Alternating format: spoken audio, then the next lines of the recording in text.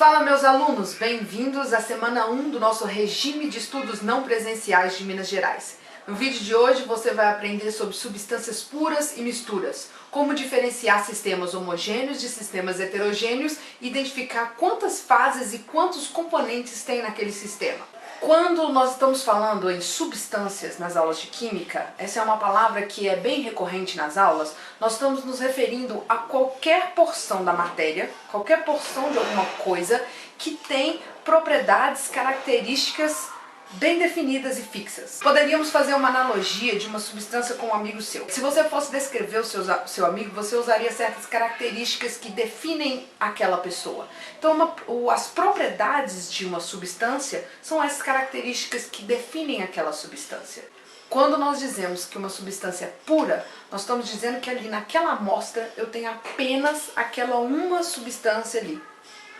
Ou seja, um copo de água, para ele ser puro, eu tenho que ter apenas a substância água ali no meio. Nenhum mineral, nenhum cloro, flúor, nada mais. Apenas água ali dentro. Aí sim eu posso dizer que aquela amostra é uma substância pura. Ou seja, se eu pegar uma garrafa de água mineral, se você der uma olhada no rótulo da água mineral, você vai ver que tem várias substâncias ali no meio. Então, como eu não tenho só um tipo, aquela água não é pura. É uma mistura. Uma mistura pode ser definida como uma porção da matéria que corresponde a uma reunião de duas ou mais substâncias. Tanto a substância pura quanto a mistura podem ser classificados como homogêneos ou heterogêneos. Essa classificação está relacionada com a quantidade de fases que um sistema possui. A fase pode ser definida como diferentes partes homogêneas que constituem um sistema heterogêneo. Como assim? Se eu tenho um sistema de água e óleo, eu tenho ali duas fases, a fase da água e a fase do óleo. Por que eles são duas fases? São duas regiões que possuem propriedades diferentes, duas regiões com substâncias diferentes, com propriedades diferentes que não se interagiram.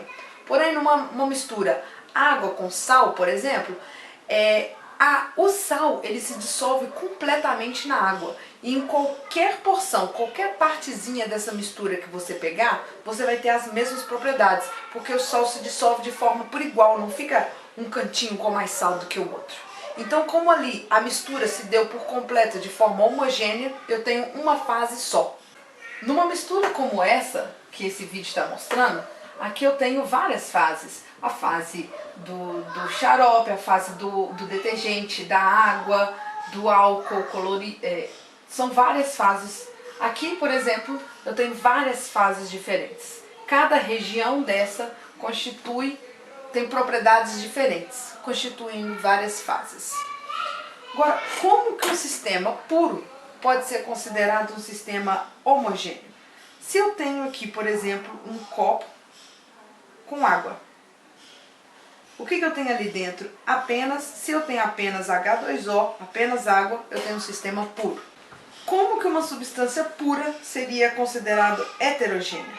Se eu, por exemplo, tivesse água com cubos de gelo, o que eu continuo tendo aqui? Apenas água, H2O. Porém, agora eu tenho duas fases, a fase da água líquida e a fase da água no estado sólido. Então, vamos resolver alguns exercícios para a gente ver como funciona isso na prática. Por exemplo, em um laboratório de química foram preparadas as seguintes misturas: água com gasolina, água com sal, água e areia, gasolina e sal, gasolina e areia. Quais dessas misturas são homogêneas? Para a gente saber quais são homogêneas, a gente tem que tentar visualizar aquele sistema. Para o sistema ele ser homogêneo, então, ele tem que ter apenas uma fase. Água e sal, misturo água e sal, o sal se dissolve completamente na água, portanto, homogêneo. Já água e areia, gasolina com sal e gasolina com areia, não se dissolve, formando, portanto, duas fases, portanto, misturas heterogêneas. Então, a única alternativa com uma solução, ou seja, uma mistura homogênea, é a número 2, água e sal. Resposta, portanto, letra B. A próxima atividade vai pedir para a gente identificar o número de fases e componentes de um sistema. Agora, imagine o sistema: gelo, água líquida, um pedaço de granito, sal e açúcar. Para fazer um exercício como esse, é interessante você fazer um desenho. Então, eu vou pegar aqui um sistema. Estou desenhando um sistema, eu geralmente desenho um recipiente fechado, assim, um recipiente, onde nós vamos colocar, então, água líquida. Tá aqui minha água, gelo, cubinhos de gelo, a gente sabe que os cubinhos de gelo ficam flutuando na água. O que mais que eu tenho? Um pedaço de granito, vamos pegar aqui um pedaço de granito, lá no fundo. Eu sei que o granito, ele é coloridinho.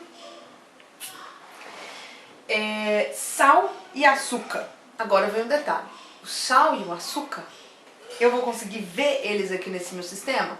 Não. Por quê? Sal e açúcar vão estar dissolvidos na água. Então aqui na água eu vou ter sal e eu vou ter açúcar. Vamos às perguntas então. Letra A: quantas fases há nesse sistema?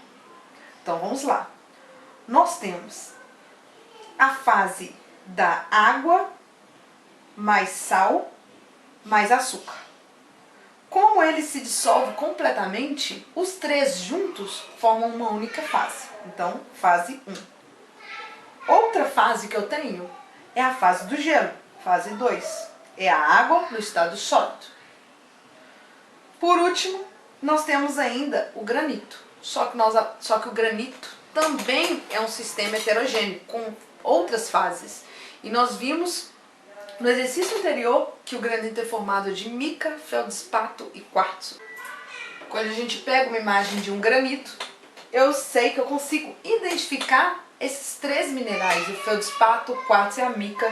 A gente consegue visualizar eles. Então ali dentro do granito eu tenho três fases. Então nós temos aqui nesse sistema uma fase que é a fase do sal, açúcar, água. Tenho uma fase que é a fase aqui do gelo. Apesar do meu desenho aqui eu ter 2 cubinhos de gelo, ainda conta como uma fase, porque os 2 cubos de gelo têm propriedades iguais. Então é a fase do gelo. E mais 3 fases que tem ali no granito. Um total então de 5 fases.